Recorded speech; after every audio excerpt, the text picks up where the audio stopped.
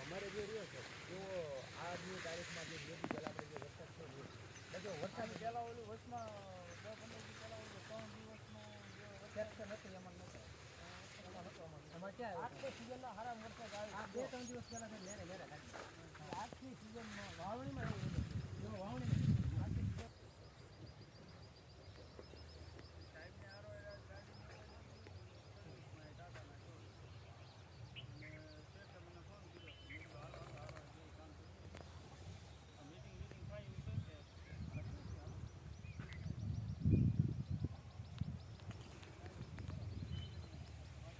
તો છે જ ને પવન ના મળે તો શું